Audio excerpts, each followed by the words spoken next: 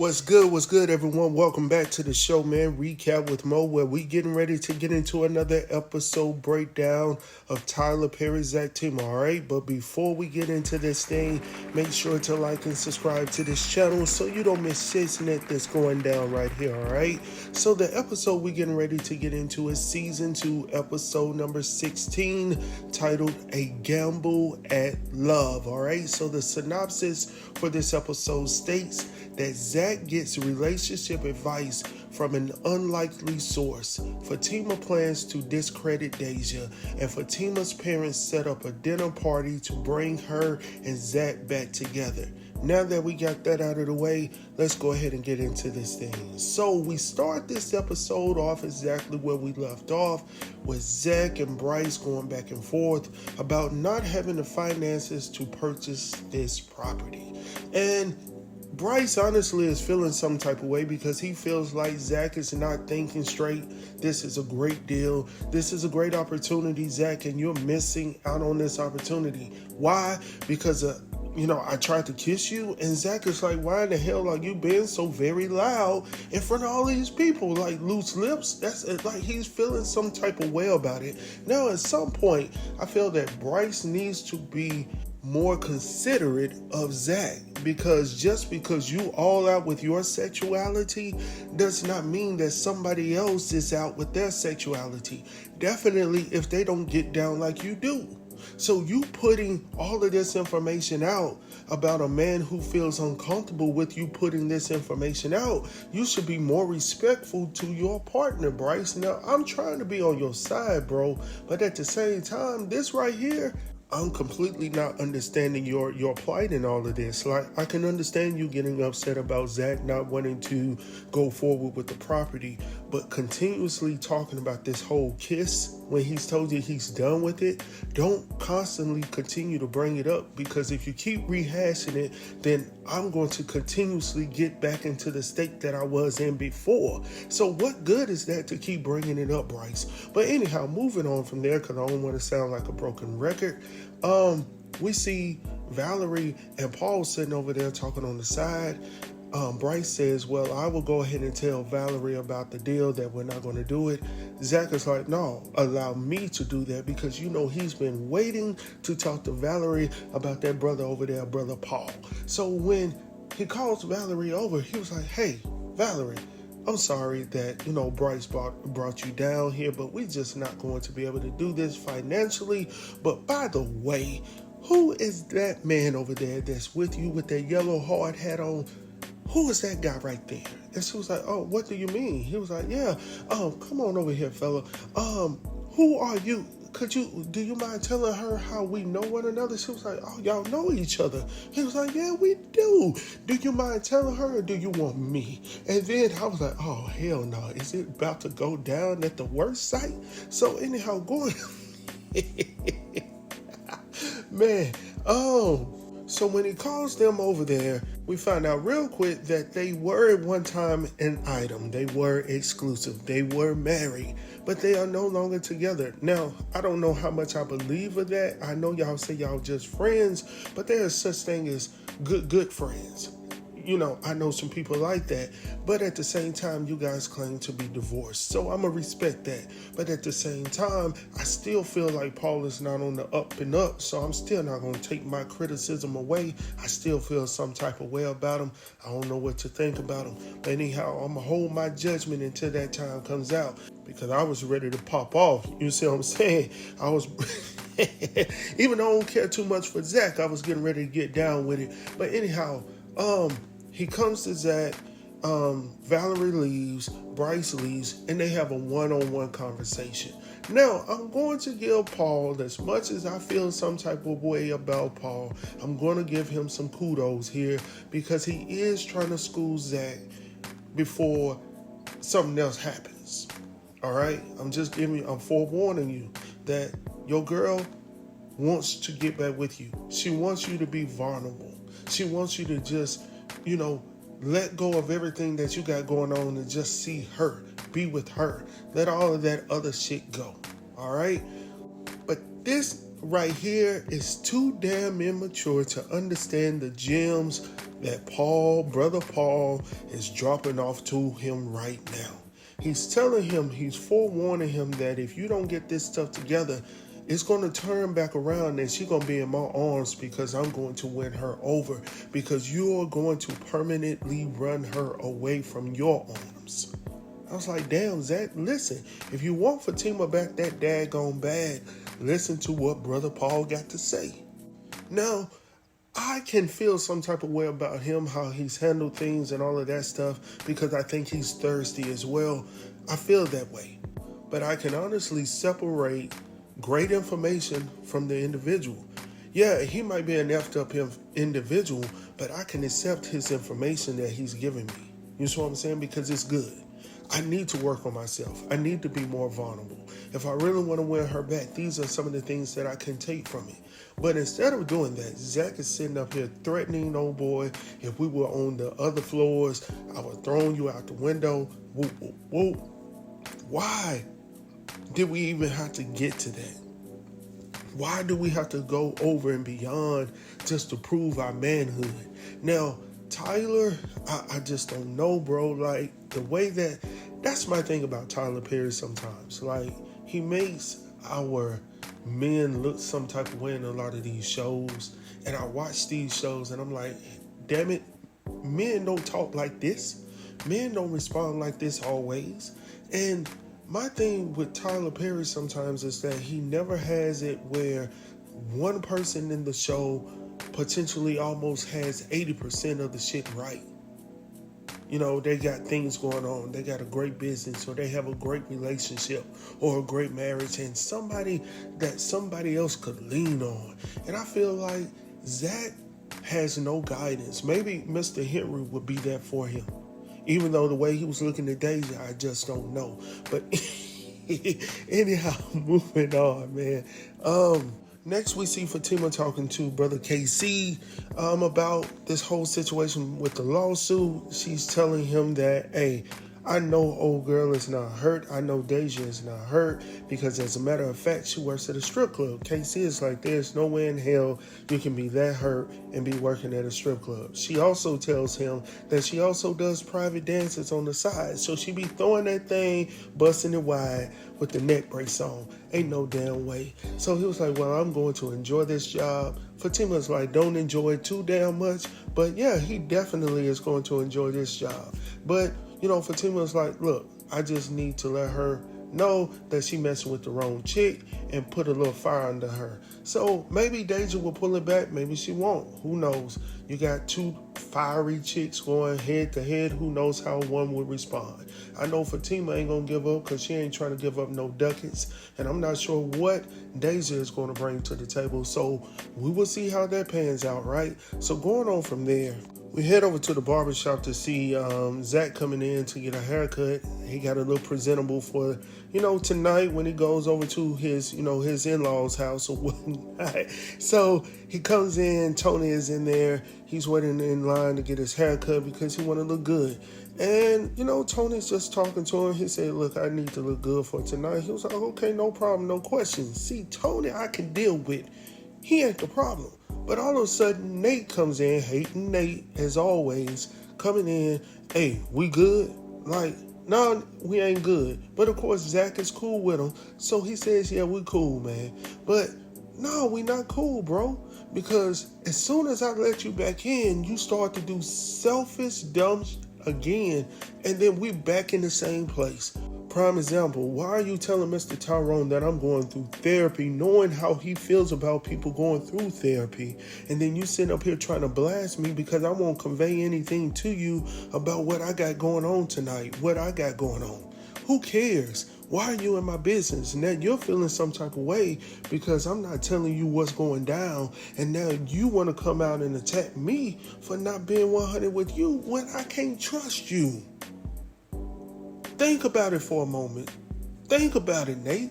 That's why I said I made a video not too long ago like Zach needs some new damn friends. Maybe he just need one friend. I know we've been childhood friends for a long time, but damn it, we no longer children. We're grown-ass men. Maybe I need to get me some grown-ass friends. And see, hating Nate was going to learn the hard way because he wanted to jump in on Mr. Tyrone, give him love here and there. Give me love, give me love. Mr. Tyrone said, if you don't get the hell up off me and pull that razor out, he old school, bro. As a matter of fact, I know an old cat that used to carry razors in his daggone mouth. And he could switch that thing out. He had, as a matter of fact, I think he had two of them, one on each side. I don't know how the heck he did that. Pull that thing up out of there. Do what he... I don't know how he did it, but he used to show it to us. So I don't mess with old cats, man. Old cats will do something to you, man.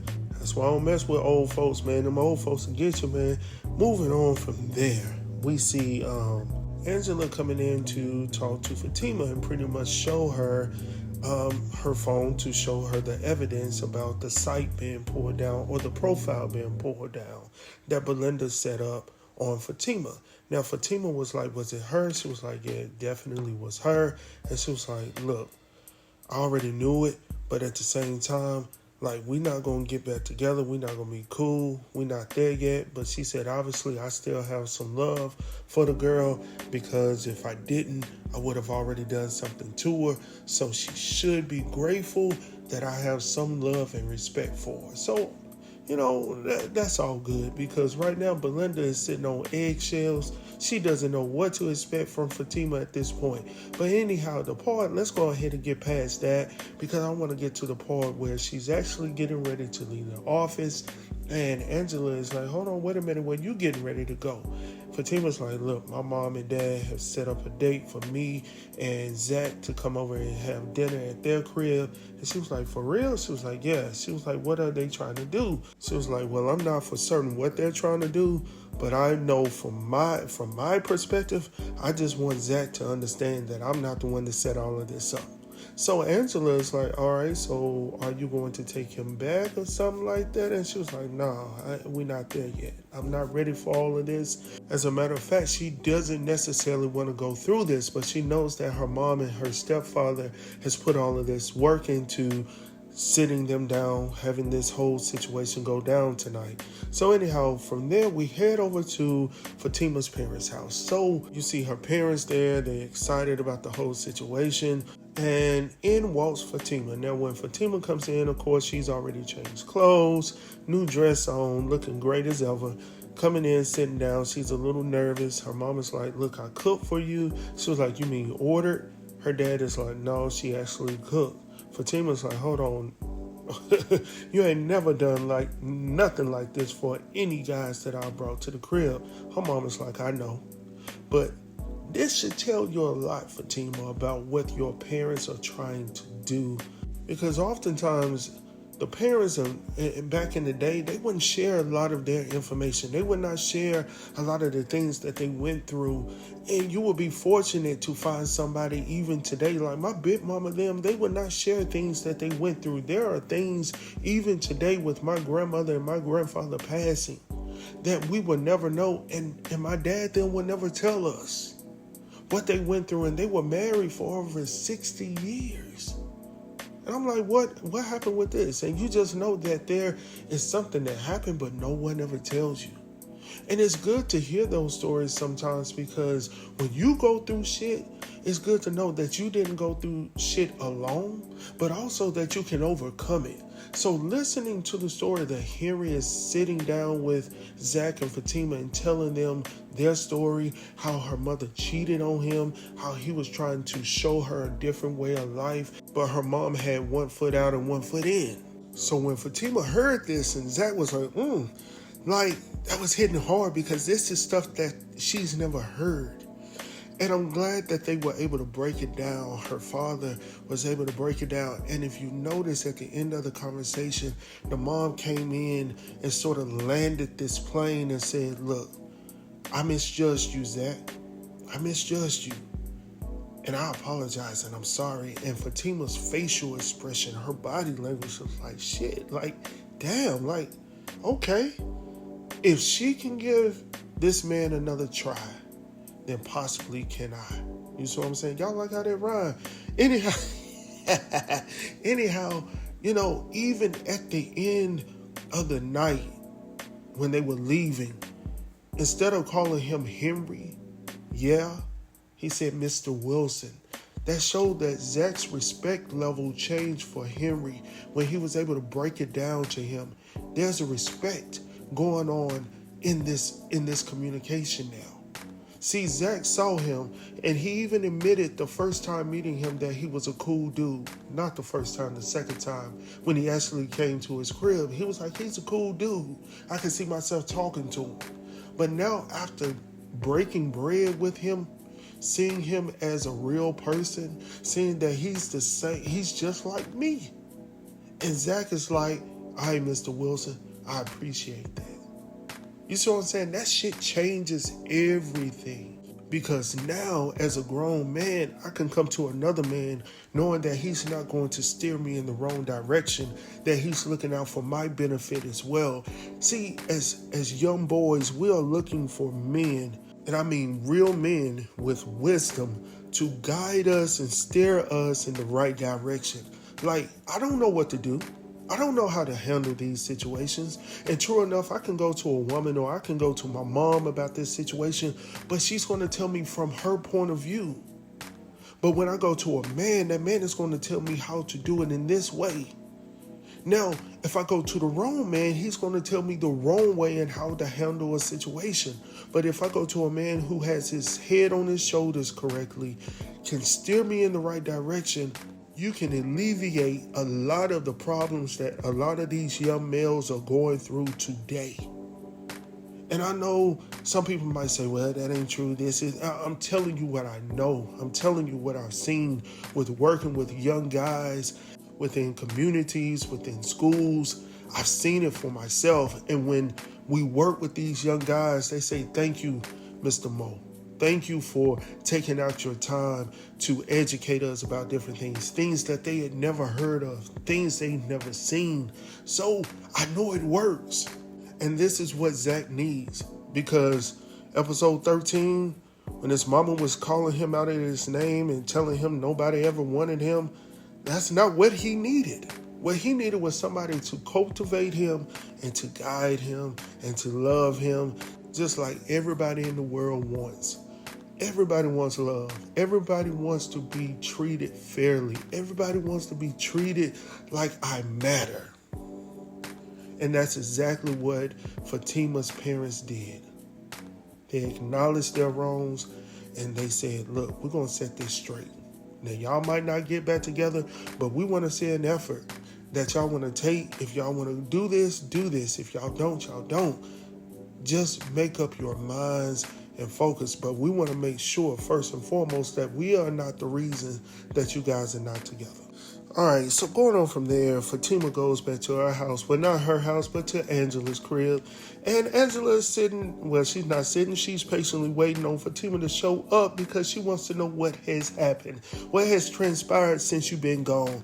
And she was like, nothing pretty much happened, but I did find out a little bit about my parents' past, found out that my mother stepped out on my stepfather. She was like, what? She was like, yeah, I wish that I've never known that, and I'm glad that they kept it away, but I wish that I never knew it. All right. But anyhow, moving on from there, she asked her about Zach. She was like, yeah, Zach was pretty much begging me to come back with him. She was like, well, are you going to go? She was like, no, I'm going to stay right here. I'm going to go take a bath. I'm going to go upstairs, do what I need to do. And she was like, well, he did say he was going to leave the door open. So she was like, well, that's even better. Go on back over there. And she was like, hold on, wait a minute. You trying to get me up out of here? It sounds like you got something going on. So she was like, well, is it Bryce? And she was like, no. She was like, well, who is it? She was like, it's Sam. She was like, Sam? And I'm right there with Fatima. I'm like, who the hell is Sam? But, oh, that's old boy that came over there with Paul. I don't think Sam can handle you, Angela. I mean, I can't even get my words together. I don't know. I don't know if he can or not, but obviously he about to find out.